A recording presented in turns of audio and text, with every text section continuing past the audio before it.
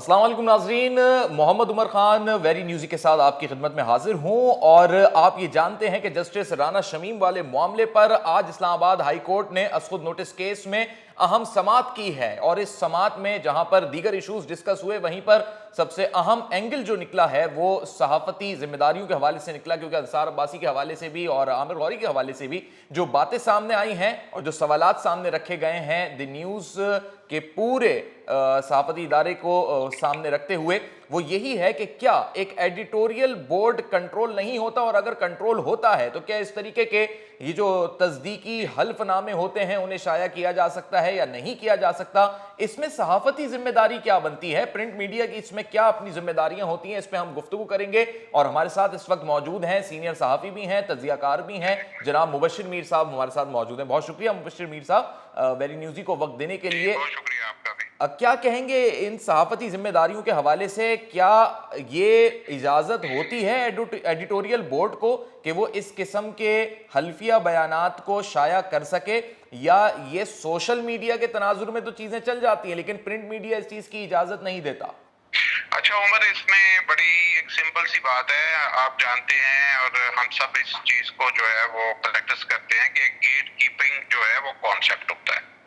اور اس کے لیے ایڈیٹر کا جو انسٹیٹیوشن ہے وہ سب سے امپورٹنٹ ہوتا ہے۔ جو بھی چیز جو ہے وہ پبلش کے لیے جاتی ہے تو اس کو ایک سے زیادہ لوگ جو ہیں نظر سے چیزیں گزرتی ہیں، اور پھر اس کے بعد کوئی بہت ہی ایکسٹرا آرڈنری چیز ہو تو اس کو ہائی لیول پر بھی، سینئر مینجمنٹ کے لیول پر بھی ڈسکس کیا جاتا ہے۔ اب جو انصار عباسی صاحب کا مسئلہ ہے، یہ تو خود ایڈیٹر ہے، ایک سینئر موسٹ جو ہے وہ جرنلسٹ ہے۔ میرا نہیں خیال کہ ایک اس طرح کی چیز جو ہے وہ ان کے اینگل سے آنی چاہیے تھی، کہ جو ہم سمجھتے ہیں کہ جو پریکٹس کے حساب سے، جرنلزم پریکٹس کے حساب سے، وہ اس ایتھکس کے حساب سے بھی اگر دیکھا جائے تو کوئی اس کو ہم ایک بالکل آڈ سی چیز جو ہے وہ تصور کریں گے۔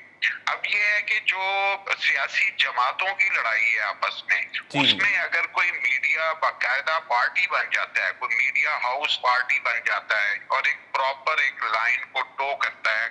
تو میرا خیال ہے کہ وہ جرنلزم نہیں رہتا، وہ ایک طرح کی پارٹی جرنلزم بن جاتا ہے، یا پارٹی نیوز پیپر بن جاتا ہے، یا پارٹی ترجمان بن جاتا ہے۔ لیکن اگر ہم اسے جرنلزم کے ایتھکس میں دیکھیں گے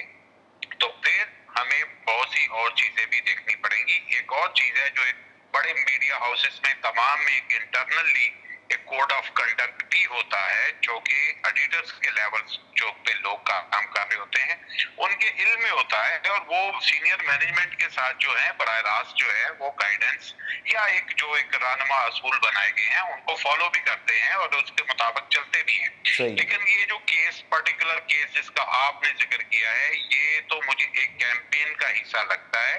اور وہ کیمپین خاص طور پر جس طرح کے پولیٹیکل رائیولز کے درمیان چل رہی ہے اور چلتی رہتی ہے، اس کا ایک پارٹ ہمیں دکھائی دیتا ہے، اور وہ ہم اس وقت بہت ہی آبویس ہو گیا ہے۔ یہ بڑا انفارچونیٹ ہے کہ ہمارے کچھ میڈیا ہاؤس جو ہیں وہ اتنی لائن لے رہے ہیں پولیٹیکل، جو کسی کی بھی کیمپین ہے اس کی پوری ایک لائن ٹو کر رہے ہیں، جو کسی صورت بھی ہم جرنلزم ایتھکس کے حساب سے اس کو بہتر تصور نہیں کرتے، میڈیا کے پروفیشن کے حساب سے بھی بہتر نہیں ہے، میڈیا ہاؤسز کے بھی جو ہے وہ فیوچر کے حساب سے بھی بہتر نہیں یہ نظر آتی۔ اصولی طور پر یہ ہونا چاہیے تھا کہ جو چیزیں اگر وہ انہوں نے کورٹ نے جیسے ہی بلایا ہے تو یقیناً وہ اگر اس کو جو ہے اپنا سورس تو کبھی بھی شاید وہ جو ہے وہ نہ دے پائیں یا جو بھی ان کا ہو، لیکن ہاں اس کے اوپر جو ہے ایک سوال ضرور اٹھے گا کہ ایک سیاسی جماعتوں کی جو آپس کی کانفلکٹ ہے یا ٹسل ہے یا ایک دوسرے کو نیچا دکھانے کی مہم ہے، اس کا میڈیا اس طرح حصہ بنے اور ایک سینئر جرنلسٹ اس کا پارٹ بن جائے، میرا خیال ہے اٹس انفارچونیٹ۔ ٹھیک ہے، اچھا کیا میں یہاں پہ ڈان لیگز کا ریفر کر سکتا ہوں، کیونکہ وہاں پر بھی سیرل المیڈا نے جو آرٹیکل اپنا لکھا تھا ادھر ادارہ اس کو کنٹرول نہیں کر سکتا تھا، یعنی یہ کہہ لیں کہ وہ ان کا اپنا ایڈیٹوریل نہیں تھا،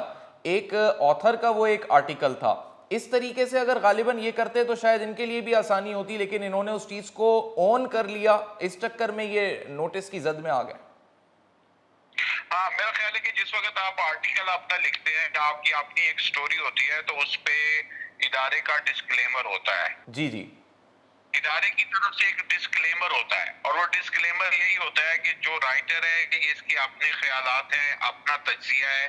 ادارے کی پالیسی سے اس کا کوئی تعلق نہیں ہے۔ ہاں اگر ایسا ہو تو پھر اور بات ہے، لیکن ایک نیوز سٹوری ہوتی ہے، جو نیوز سٹوری میں آپ اس کو ایڈیٹر کو یا پبلشر کو یا اس ادارے کی جو رسپانسبل ایڈیٹوریل بورڈ ہے اس کو آپ اس میں جو ہے نا علیحدہ نہیں کر سکتے۔ اور اس کے علاوہ جو ویسے اگر کوئی ایڈیٹوریل لکھا جاتا ہے تو وہ تو اخبار کی اپنی پالیسی ہوتی ہے، اس میں تو اخبار اپنے ویوز جو ہے، ادارہ اپنی ایک سوچ جو ہے اس کا اظہار کرتا ہے۔ تو یہ بہرحال ایک جو ہے نا انفارچونیٹ ہے کہ ہم اس طرح جو ہے وہ ایک کیمپین کا حصہ بن رہے ہیں کچھ لوگ، جو کہ کسی صورت بھی اس کے معیار جو ہیں، جو اس کے جرنلزم کے معیار ہیں، اگر خبر کو ان کے معیار کے اوپر پرکھا جائے تو پھر میرا خیال ہے کہ صورتحال جو ہے وہ ڈیفرنٹ ہوتی ہے۔ آپ دیکھیں کہ ایک پریکٹس یہ بھی ہے کہ آپ کسی کے حوالے سے آپ کے پاس اگر سٹوری ہے، نیوز ہے، تو دوسرے فریق کا موقف جو ہے وہ اس کا حصہ لازمی بنا ہوگا۔ دیں، پھر بھی بات جو ہے وہ میرا خیال ہے کافی حد تک جو ہے وہ سنبھل جاتی ہے، یا وہ نارمز جو ہیں جرنلزم کی وہ پوری ہو جاتی ہیں۔ ان ویلیوز کو آپ جو ہے وہ ایڈریس کر لیتے ہیں کہ اگر آپ کو ڈائریکٹلی کسی کی ذات ہٹ ہو رہی ہے تو اس کے ساتھ اس کا موقف بھی ساتھ اس کے